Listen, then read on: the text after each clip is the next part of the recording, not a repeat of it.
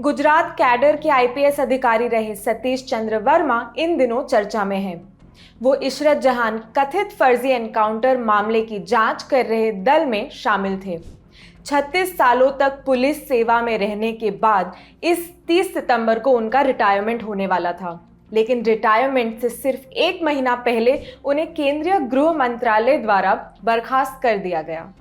Media reports के अनुसार उन पर पहले से विभागीय कार्रवाई चल रही थी। सतीश चंद्र वर्मा 1986 बैच के आईपीएस अफसर थे। बर्खास्तगी से पहले वो कोयंबटूर में केंद्रीय रिजर्व पुलिस बल यानी सीआरपीएफ में तैनात थे। वर्मा मूल रूप से बिहार के रहने वाले हैं।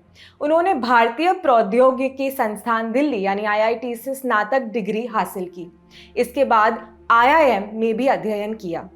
दिसंबर 2006 में सतीश वर्मा गुजरात पुलिस में बतौर इंस्पेक्टर जनरल तैनात हुए थे। बाद में 2013 में उन्हें केंद्रीय गृह मंत्रालय में संयुक्त सचिव के तौर पर नियुक्ति दी गई थी। सतीश चंद्र वर्मा उस जांच दल में शामिल थे जिन्होंने अप्रैल 2010 से लेकर अक्टूबर 2011 तक इशरत जहां एनकाउंटर मामले की पड़ताल की थी। इसी जांच दल की रिपोर्ट के आधार पर एसआईटी ने एनकाउंटर को फर्जी बताया था। इशरत जहां केस में बनी एसआईटी के सदस्य के रूप में सतीश चंद्र वर्मा ने गुजरात हाईकोर्ट का दरवाजा खटखटाया था।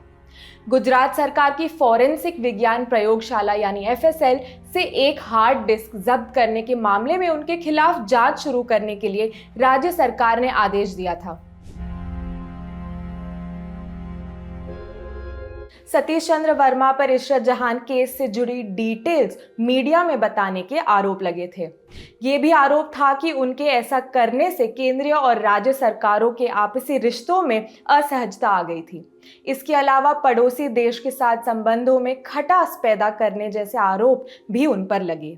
गुजरात सरकार ने सतीश चंद्र वर्मा के खिलाफ एक जांच शुरू की थी।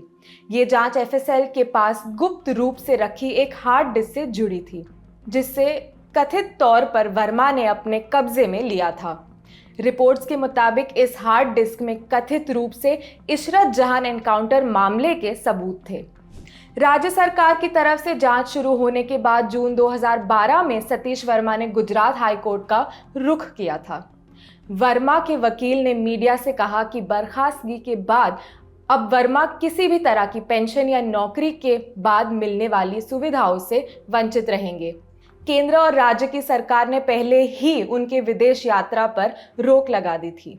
इसके अलावा उत्तर पूर्वी राज्यों में तैनात अधिकारियों को 2 घर रखने की मंजूरी के बाद भी उन्हें अहमदाबाद का जो सरकारी आवास था उसे खाली करने का आदेश दिया जा चुका है।